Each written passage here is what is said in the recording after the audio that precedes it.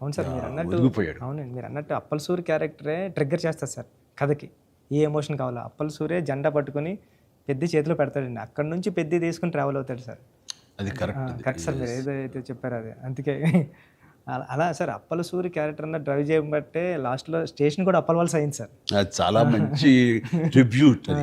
అది అక్కడ కూడా చరణ్ హీరోయిజం అక్కడ పెద్ది అన్నామని అంటే పెద్ది అనేది ఆ క్యారెక్టర్ గ్రేస్, ఆ క్యారెక్టర్ ఇది పెద్ది వద్దు చాలా సార్ బాగా. అప్పల్ వాల్స్ వచ్చింది సార్ అని. తర్వాత శివరాజ్ కుమార్, శివన్న ఆ క్యారెక్టర్ ఒప్పుకొని చేస్తాననటం అనేది ముందు అసలు ఫస్ట్ సక్సెస్ నీకు అవును అది. సార్ అవును సార్. అది అదృష్టం నీకు. అవునండి అవునండి. అంటే అంత మంచి మనిషి, అంత మంచి యాక్టర్ దాంట్లో ఒదిగిపోయి చేశాడు. చరణ్ని అదవాయించాలి, గదవాయించాలి, తిట్టాలన్నా సరే అంత అంత స్టేచర్ ఉన్న వ్యక్తి. అతను అంటుంటే కూడా మనకి తండ్రి అంటున్న ఫీలింగే వచ్చింది కాబట్టి అది చాలా బాగుంది. అది జాహ్నవి క్యారెక్టర్, ఆమె క్యారెక్టర్ వరకు, ఆ సాంగ్స్ వరకు ఎక్సలెంట్. తర్వాత ఫైట్ కంపోజిషన్స్ కానీ అవి కానీ ఎక్సలెంట్. ముఖ్యంగా క్రికెట్ అనేది మనం గిమిక్గా చేయొచ్చు అయిపోతుంది కానీ కుస్తీ రెజ్లింగ్ అనేసరికి ఏమవుతుందంటే బాడీ ట్రాన్స్ఫర్మేషన్ కానీ అవును సార్. దానికి తగినట్టుగా మనిషి మారిపోవటాన్ని అన్ని రకాల చేసిన ప్రయత్నాలు కానీ అది ఓవర్ నైట్ కాదు. అది చరణ్ ఇంట్లో ఎలా కష్టపడేవాడు ప్రతిరోజు నేను విట్నెస్ చేసేవాడిని. నైట్ ఎర్లీ మార్నింగ్ లేచి 5కి లేచి వాడు 6 to 7 చేసి 9 o'clock మీ సెట్కి వచ్చిన తర్వాత మళ్ళీ నైట్ నువ్వు 9 వదులుతావా 8 వదులుతావా వచ్చి నీరసంగా వచ్చి కూర్చుని పోయి మళ్ళీ కాస్త సూప్ ఏదో తాగి మళ్ళీ జిమ్కి వెళ్ళిపోయేవాడు. చాలా కష్టం. పైగా అంతా ఆ 70 days వెజిటేరియన్ మీదే ఉన్నాడు. మాల్లో ఉన్నారు స్వామి. ఉండి ప్రోటీన్ కోసం ఎంత ఇదంటే హై ప్రోటీన్ కావాలి, నాన్ వెజిటేరియన్ తినకూడదు. దానికోసం ఎలా కష్టపడ్డాడు, ట్రెడ్మిల్ జిమ్లో ఎలా ఇదయ్యాడు అనేది చూస్తుంటే అబ్బా ఇంత అవసరమా, ఇంత కష్టపడాలా, మనం చేసాం కష్టమైన క్యారెక్టర్లు, రిస్కులు చేసాం కానీ ఇంత చేస్తున్నాడు ఏంటి, దీని ప్రతిఫలం ఎలా ఉంటుంది అంటూ వాళ్ళ అమ్మాయి అయితే భగవంతుని దండం పెట్టుకుంటూ కోరుకుంటూ ఇంత కష్టమైన ప్రతిఫలం రావాలని. ఎందుకంటే అంత కష్టపడి జనం ఆమోదం పొందకపోతే మొత్తం అంతా ఇదైపోతుంది, వ్యర్థమైపోతుంది.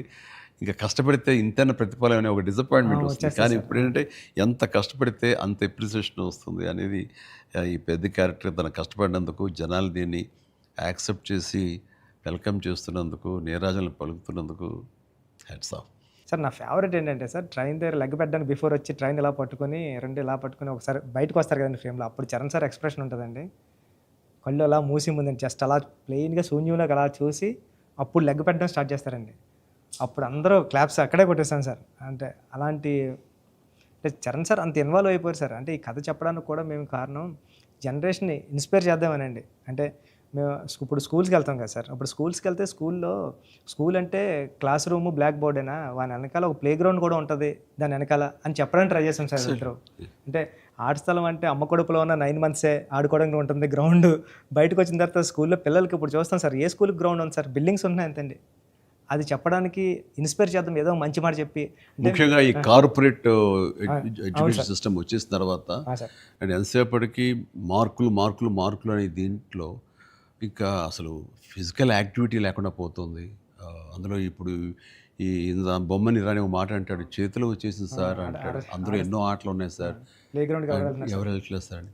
కానీ ప్రభుత్వాలు ఇప్పుడు మీరు అన్నటువంటి ఈ పరిస్థితి ఒకప్పుడు ఉండేది కానీ ఇప్పుడు రాను బెటర్ అవుతుంది అన్నది. అవును సార్, చాలా బాగుంది సార్. ఇప్పుడు బట్ ఇంతకంటే ఇంకా గట్టిగా రావాలంటే మీరు ఇచ్చినటువంటి సలహా, సినిమాలు పెద్ద సినిమాలో ప్రభుత్వాలు సహకరించాలి, సర్కారు వాళ్ళు ముందుకు రావాలి. కాబట్టి ఈ సినిమా ఒక అవేర్నెస్ తీస్తుంది, ఒక ఎడ్యుకేషనల్ ఫిలిం పెద్ది, ఒక ఇన్స్పైరింగ్ కంటెంట్ ఉన్న సినిమా పెద్ది.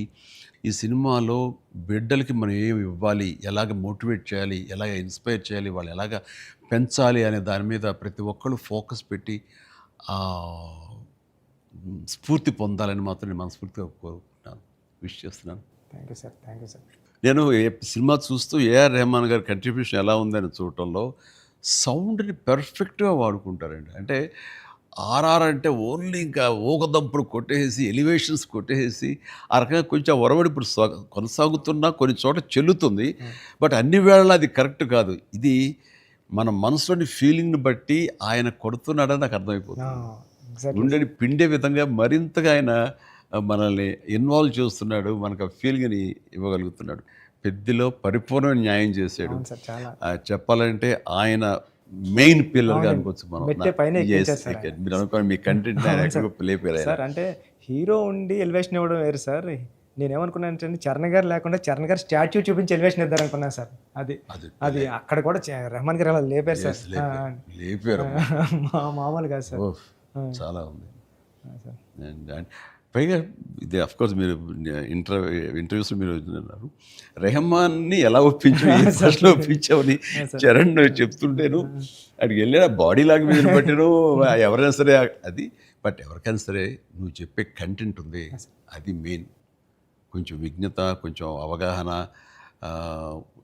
ఆ సెన్స్ ఉండే ఎవరికైనా సరే ఆ కంటెంట్ నువ్వు చెప్పగానే దానికి డెఫినెట్లీ ఆమోదయోగ్యం, ఆమోద ముద్ర పడిపోతుంది.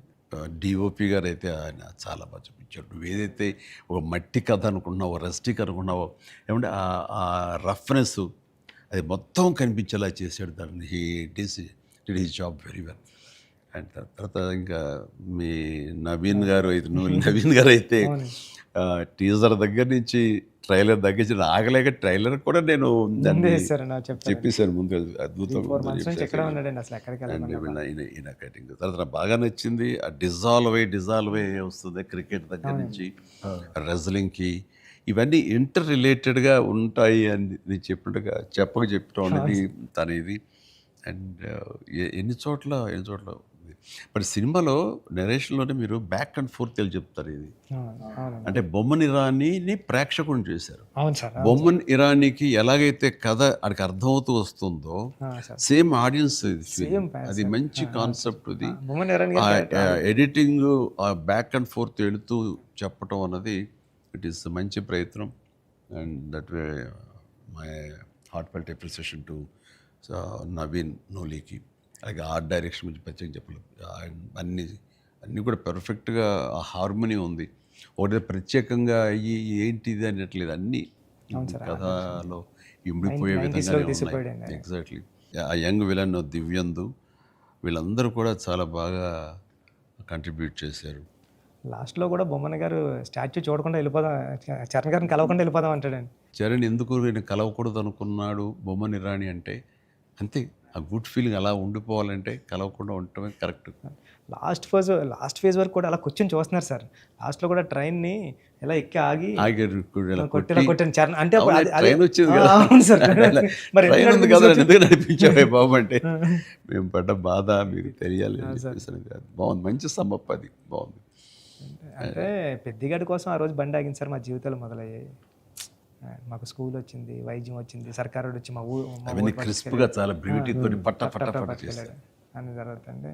లాస్ట్లో మళ్ళీ వస్తారు కదండి చరణ్ గారు స్క్రీన్ మీదకి, పెద్ద నరుస్తాడు కదండి. అది ఎక్కడ బర్ణ వల్ల తెలియలేదండి ఎవరికైనా. బొమ్మన్ గారికి గట్టిగా పట్టుకుని పెద్ద అని అరిస్తే అప్పుడు కొండల మధ్యలో కుక్కను పట్టుకుని వెళ్తూ ఉంటారు.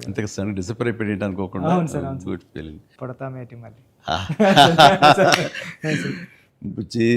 చూస్తావేటి మళ్ళీ ఇలాంటి సినిమాని ఇలాంటి సినిమాని మళ్ళీ చూస్తావేటి అనిపించింది. అది ఫెంటాస్టిక్. సతీష్ గారికి ఇది ఒక ప్రౌడ్ ఫిల్మ్ ఇది. అండ్ ఆయన ప్రైడ్, ఆయన